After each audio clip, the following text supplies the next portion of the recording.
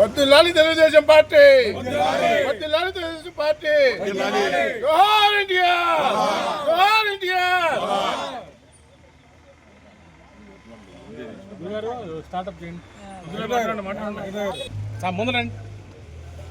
అందరికీ నమస్కారం.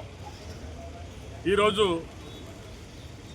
మన అన్న నందమూరి తారక రామారావు గారు ఆ రోజు జరుగుతున్న దాస్య శృంఖలాల నుంచి బడుగు బలహీన వర్గాల అభ్యున్నతి కొరకు, తెలుగు రాష్ట్ర ఆత్మగౌరవాన్ని కాపాడే నిమిత్తం ఈ రాష్ట్రంలో ఒక మంచి పార్టీని స్థాపించడం జరిగింది.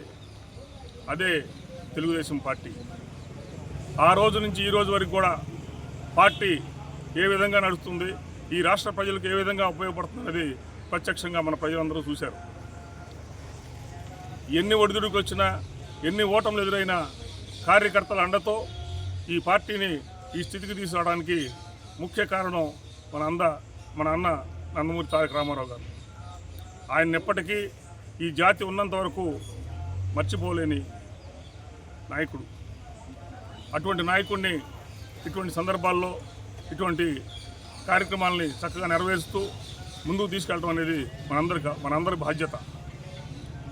ఈ రాష్ట్రాన్ని ఈ తెలుగు రాష్ట్రాలు ఈ విధంగా ప్రగతి పథంలో నడుస్తున్నాయి అంటే ఫస్ట్ నందమూరి తారక రామారావు గారు, దాని తర్వాత నారా చంద్రబాబు నాయుడు గారు, మళ్ళా మన యువ నాయకుడు ఇప్పుడు లోకేష్ గారు.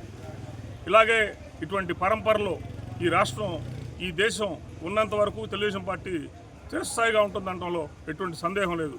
కాబట్టి మనందరం పార్టీకి అండగా, పార్టీకి చేదోడు వాదోడుగా ఎప్పటికీ నిలబడి ఉండాలని చెప్పేసి ఈ సందర్భాన్ని తెలియజేస్తాను. అందరికీ నమస్కారం అండి. ఈరోజు 44వ తెలుగుదేశం పార్టీ ఆవిర్భావ సందర్భంగా అందరికీ కూడా శుభాకాంక్షలు తెలియజేస్తున్నాను. ఈరోజు మన నందమూరి తారక రామారావు గారు 1982 సంవత్సరంలో తెలుగుదేశం పార్టీని స్థాపించడం జరిగింది. ఆయన బడుగు బలహీన వర్గాల వారి ఉన్నతి కోసం ఈ పార్టీని స్థాపించారు. అప్పటి నుంచి కూడా కూడు గూడు గుడ్డ అనే నినాదంతోనే ఈ యొక్క పార్టీ మనుగడలో ఉంటుంది. ఈ నాగలి శ్రమజీవులు సుత్తి ఈ యొక్క బడుగు బలహీన వర్గాల కోసం ఆయన ఈ పార్టీని స్థాపించారు. అదే బాటలో కూడా మన నారా చంద్రబాబు నాయుడు గారు కూడా పేద బడుగు బలహీన వర్గాల కోసం అనేక అభివృద్ధి సంక్షేమ కార్యక్రమాలు చేపట్టి అనేక సంక్షేమ కార్యక్రమాలు కూడా చేపట్టడం జరుగుతుంది. అదే బాటలో కూడా మన నారా లోకేష్ గారు కూడా అందరినీ కూడా సమానంగా ఉంచి మన ఏఐ అభివృద్ధిలో ముందంజలో ఉంటూ మన నియోజకవర్గాన్ని కానీ మన చంద్రబాబు నాయుడు గారు రాష్ట్రంలోనే మంచి ఉన్నతమైన ఇంకా ఎన్నెన్నో కార్యక్రమాలు కోరుకుంటూ మన 44వ ఆవిర్భావ సందర్భంగా అందరికీ శుభాకాంక్షలు తెలియజేస్తాను.